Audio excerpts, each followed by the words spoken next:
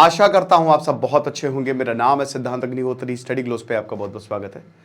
तो दोस्तों, जमात इस्लामी ये एक ऐसा संगठन है जो भारत के खिलाफ काम करता है, कट्टर है और ये बांग्लादेश में खुला घूम रहा है। दोस्तों, नॉर्थ ईस्ट से आतंकवाद आ सकता है, बांग्लादेश इसको पुश कर सकता है, तो ये भारत के लिए बहुत ही ज़्यादा खतरनाक है।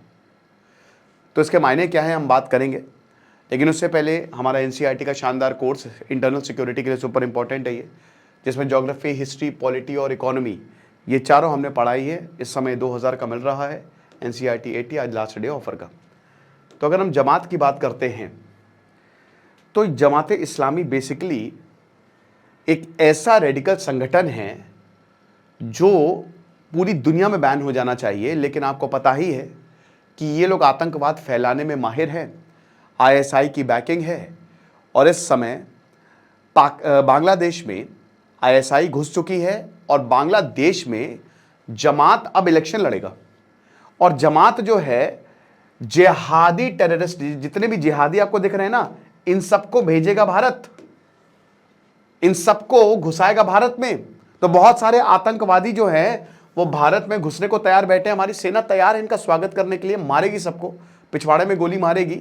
लेकिन दोस्तों, दिक्कत ये है कि ये प्रॉब्लम कर सकता है क्योंकि बांग्लादेश का जो बॉर्डर है वो उसमें कोई फेंसिंग नहीं है। जैसे अभी मेघालय, आप क्राइम अफेयर्स को सब्सक्राइब करिए दोस्तों, उसमें पूरा मैं कवर कर रहा हूं मेघालय में जो कपल मिसिंग हुए हैं।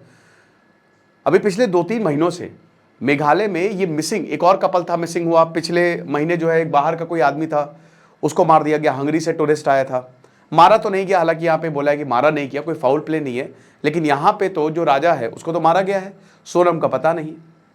अब मुझे कहीं ना कहीं बांग्लादेश लिंक लग रहा है कि जब से ये आईएसआई गया है तब से इस तरीके की घटना थोड़ी सी ज्यादा हो रही है।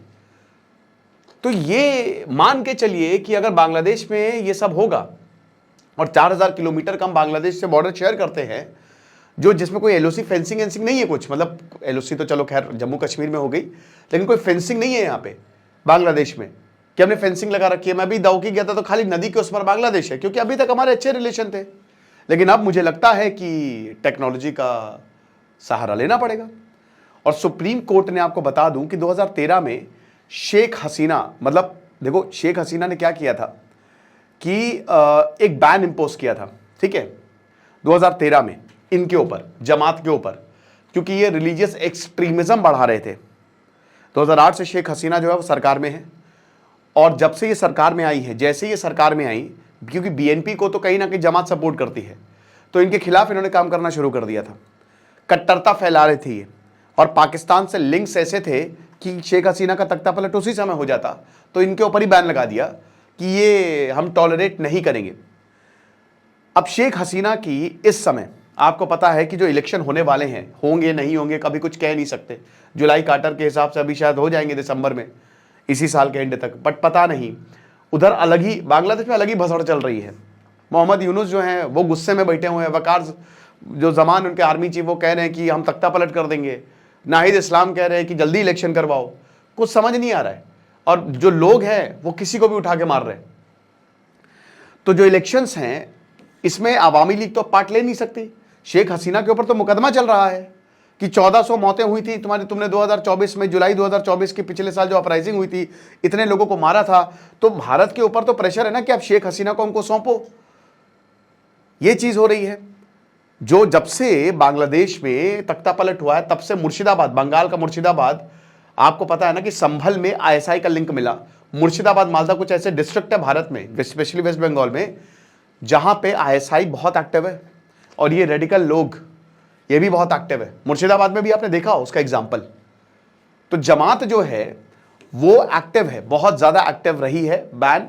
और कहा जाता है कि चाइना और आईएसआई दोनों ने इसी जमात को सपोर्ट किया, तगड़े से सपोर्ट किया। अमेरिका का पासा जो है वो पलट गया, उल्टा पड़ गया, ठीक है। तख्ता पलट तो अमेरिका नहीं कराया था। तो जो जीरो टॉलरेंस पॉलिसी थी धार्मिक कट्टरता पे, वो उठ गई है और इसकी वजह से जो वहां पे माइनॉरिटी है, जो हिंदुओं पे अत्याचार हो रहा है, सीधा सीधा देखिए ये 2022 से हो रहा है। हिंदुओं के फेस्टिवल, जब भी दुर्गा पूजा होती है तो वहां पे मंदिरों में तोड़फोड़, और वहां पे सीधा यही बोला जाता है आईएसआई बहुत लोग आईएसआई के हैं, वो घूम रहे हैं, जमात घूम रही है, और ऐसा प्रोपेगेंडा होता है कि धार्मिक किताब का हमारी इन्होंने जो है वो अपमान किया, तो इनकी ज़मीनें कब्जा लो, मंदिर को तोड़ दो, औरतों को उठा लो। ये सब हो रहा है बांग्लादेश में हिंदुओं के साथ, और भारत सरकार इस पर कोई बहुत टफ एक्शन नहीं ले रही है। ये भी मैं बता दूं, खंडन करने से या कहते हैं ना कि कड़ी निंदा करने से कुछ होगा नहीं, कुछ टफ एक्शंस लेने पड़ेंगे। और सबसे बड़ी बात यह है कि हमारी एक्ट ईस्ट पॉलिसी कोई अंडरमाइन करेगा। अब इस समय अवामी लीग ये लड़ेगी नहीं, नाहिद इस्लाम पैसा वैसा खूब कमा लिया है, जमात बीएनपी का अलायंस है, ये जीतेगा, क्योंकि या तो बीएनपी रही है खालिदा जिया की पार्टी, या फिर अवामी लीग रही है। और क्योंकि अवामी लीग है नहीं, तो जाहिर सी बात है अवामी लीग को हटाने के लिए ही तो पूरा रेवोल्यूशन हुआ था, तो बीएनपी को फायदा मिलेगा। और ये party genocide 1971 1971 Bangladesh liberation war genocide 1941 में इसको फाउंड किया था, ठीक है ना, मौदूदी ने। और लगातार ये इस्लाम का कट्टर स्वरूप बांग्लादेश में प्रोपगेट करते हैं।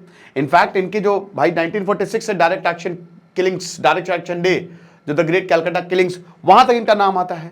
और जितने भी ये जमात लीडर्स हैं ये प्रो पाकिस्तानी हैं। ये वहां पे जो जेनोसाइड है ये पूरा देख सकते हैं आर्टिकल, उस समय का आर्टिकल है जो ऑपरेशन स्क्वीज 1971 में जो याह्या खान ने ऑपरेशन सर्च लाइट से लेकर इतने सारे ऑपरेशन चलाए थे बांग्लादेश में, उनमें इनका नाम आया था। आप विश्वास करेंगे कि वो पार्टी जिसने हिंदुओं को मारा, बांग्लादेशियों को मारा 1971 में, उसी को ही बोला जा रहा है कि चलो तुम इलेक्शन भी लड़ लो, तुमको जो करना है कर लो, तुमको जहां जाना है जाओ, जिन लोगों को रिक्रूट करना है उनको करो। ये चीज है। 1972 में भाई तुरंत ही शेख मुजीबुर रहमान ने, और शेख मुजीबुर रहमान की भी क्या ही बात बोले, अब शेख मुजीबुर रहमान ने बैन कर दिया। फोटो पे शेख मुजीबुर रहमान की इनके नोट पे शेख मुजीबुर रहमान की फोटो थी, बंग बंधु, लेकिन अब ये बंग बंधु नहीं, बंग दुश्मन बन गए हैं, है ना, ये दुश्मन बन गए, इनकी हटा दी फोटो। और अब तो ये भी बोला जा रहा है कि इनसे फ्रीडम फाइटर का दर्जा छीन लेंगे। लेकिन फाइनली मोहम्मद यूनुस ने बोला कि नहीं, ऐसा कुछ नहीं होने वाला है, कुछ कह नहीं सकते, इनकी मूर्ति तोड़ी जा रही है। 1975 में मुजीब का जो असैसिनेशन हुआ था शेख मुजीबुर रहमान का, उसमें भी इनका नाम हाथ बताया जा रहा था, पाकिस्तान के साथ इन्होंने मिलकर ये कांड किया था। अगस्त 2024 में मोहम्मद यूनुस ने बैन हटा दिया, ठीक है, आईएसआई का प्रेशर था। सुप्रीम कोर्ट ने जमात लीडर, अच्छा अजहरुल इस्लाम, ये अभी मैंने लेक्चर कवर किया था 4 दिन पहले कि 1971 का वॉर क्राइम, जिसने 16 अप्रैल से लेकर मतलब सितंबर तक कितने ही जेनोसाइड किए, 1971 की बात है, कितने जेनोसाइड, कितने लोगों को मारा, गांव के गांव खत्म कर दिए थे, इसको जो है वो रिहा कर दिया गया है। और ये जमात के साथ मिलकर काम करेगा, और बहुत ही जबरदस्त इसका स्वागत हुआ, बहुत ही हीरो टाइप इसका स्वागत हुआ। जमात जो है वो विजिबल फेस रहा है रेडिकल इस्लाम का, ये सीकफ्रीड कहते हैं, जो कि और इसमें जो हिजबुल मुजाहिदीन, जमातुल मुजाहिदीन बांग्लादेश, जो टेरर, एक तरीके से टेररिस्ट ऑर्गेनाइजेशंस हैं, उनसे लिंक है इनका, ठीक है। अब सबसे बड़ी बात, क्या भारत को टेंशन होनी चाहिए? बिल्कुल होनी चाहिए। आईएसआई का जो टीम थी, आईएसआई की टीम वो नॉर्थ ईस्ट गई, नॉर्थ ईस्ट मतलब बांग्लादेश साइड में गई वो, और वही जो सिलीगुड़ी कॉरिडोर है वहां पे पूरा अपनी मिलिट्री कॉम्प्लेक्स दिखाया बांग्लादेश ने, और पूरा टूर कराया। आईएसआई ने, जैसा कि हमने बताया, 2024 में अच्छी खासी फंडिंग मिली है चाइना से। चाइना जो है वो फंड करी आईएसआई को, और एक बार आईएसआई के पास पैसा आया, वो क्या करेंगे, वो इसी तरीके से आतंकवाद को कल्टीवेट करेंगे। शेख हसीना को डिस्टेबलाइज पूरी तरीके से कर दिया है। अभी शेख हसीना वापस नहीं आने वाली, ना ही आवामी लीग इलेक्शन लड़ने वाली है। वो सारी जो, क्योंकि देखिए आवामी लीग जीत सकती थी, अगर दिसंबर में इलेक्शन होते तो देयर वाज अ चांस कि आवामी लीग जीत जाती, बट वो अब इलेक्शन ही नहीं लड़ सकते इसी डर के कारण। तो भारत का सिक्योरिटी कंसर्न वही है कि जब भी बीएनपी और जमात रूल हुआ है 2001 से 2006 में, खालिदा जिया जब पीएम रही, तो यहां जितने भी इंसर्जेंट्स थे ना, वो बांग्लादेश से भारत आते थे, सेफ हेवन मिलता था। और इंडिया से भी इंसर्जेंट जो नॉर्थ ईस्ट में प्रॉब्लम चल रही थी, वो बांग्लादेश चले जाते थे। और मैंने क्या बताया कि आप बांग्लादेश आसानी से जा सकते हो, तभी तो मुझे डर है सोनम का, सोनम रघुवंशी कहीं बांग्लादेश तो नहीं लेगा, और अगर ऐसा हो तो कभी नहीं मिलने वाली वो। आप समझ रहे हो भाई, जहां पे ये हादसा हुआ है लगभग 90 किलोमीटर की दूर पे है बांग्लादेश का बॉर्डर। मैं तो गया हूं दाऊ की, जो वहां पे बहुत ही फेमस टूरिस्ट प्लेस है। तो जो शेख हसीना की सरकार है उसने क्रैकडाउन किया था, बहुत सारे लीडर जो अल्फा, एनडीबी और यूएनएलएफ, बाद में पता चला कि जितने भी ये अल्फा हो गए, एनडीबी, आपको पता है ना, क्योंकि नागालैंड के आसाम ये सब नॉर्थ ईस्ट में जो इंसर्जेंसी फैला रहे थे वो सब बांग्लादेश में मिले थे, सब बांग्लादेश में मिले थे। और अभी 70% जब से शेख हसीना आई इंसर्जेंसी हो नहीं रही है, कोई प्रॉब्लम नहीं हो रही है, हर जगह टूरिज्म बढ़ रहा है। भारत नॉर्थ ईस्ट में पिछले 10 सालों में काफी ज्यादा फोकस कर रहा है, इंफ्रास्ट्रक्चर बना रहा है, पीस टॉक्स हो रही है लगातार, और सबको वहां पे पता चल गया कि हिंसा करने से कुछ फायदा है नहीं, कुछ होने वाला है नहीं। इंडिया से हम जीत नहीं सकते, स्टेट से आप जीत नहीं सकते हो, लेकिन म्यांमार में सिविल वॉर चल रहा है, बांग्लादेश में प्रॉब्लम, वहां के इंसर्जेंट्स जो है वो यहां पे आ सकते हैं और यहां पे प्रॉब्लम फैला सकते हैं। मैंने आपको वैसे ही बताया कि जो जमात है, जो हरकतुल अंसार है, ये जितने भी ये अंसारुल्लाह बांग्ला टीम, ये आपको बता दूं एबीटी जशीमुद्दीन को रिलीज करना, तो ये तो बहुत ही डेंजरस था। ये अंसारुल्लाह, ये तो ऐतिहासिक तौर पे इसके ऊपर आरोप लगे हैं कि ये भारत के खिलाफ जहर उगलता है और ये ट्रेन करता है, ठीक है ना, ये ट्रेनिंग देता है आतंकियों को और फिर भारत भेजता है, ये चीज है। और इनका अलकायदा से भी लिंक है, वही अलकायदा जिसने पहलगांव हमले के बाद जब भारत ने हमला किया था ऑपरेशन सिंदूर में, तो बोला कि अब तो हम जिहाद फैलाएंगे। तो नॉर्थ ईस्ट में हार्ड एंड पीस, बड़ी मुश्किल से हमको पीस मिला है, वहां पे बहुत मेहनत की है, वो खतरे में है। 20 पॉलिटिकल पार्टी जिसमें बीएनपी भी है, इस समय मोहम्मद यूनुस के खिलाफ उन्होंने मोर्चा खोला हुआ है कि जल्दी से जल्दी इलेक्शन कराओ। अब ये कह रहे हैं कि दिसंबर और जनवरी से पहले होंगे नहीं। वकार उस जमान कह रहे हैं कि नहीं नहीं ठीक है, 1 जनवरी को आप इलेक्शन कर लो। मोहम्मद यूनुस पे, वहां पे इंटरनल स्टेबिलिटी बहुत ज्यादा है। बीएनपी लीडर सलाउद्दीन अहमद कह रहे हैं कि देखिए मोहम्मद यूनुस का न्यूट्रल रोल हम समझेंगे, क्योंकि देखिए अभी मोहम्मद यूनुस की पोजीशन क्या पता ही नहीं है, वो प्राइम मिनिस्टर है, प्रेसिडेंट है, क्या एडवाइजर है, लेकिन क्या है कुछ नहीं पता है।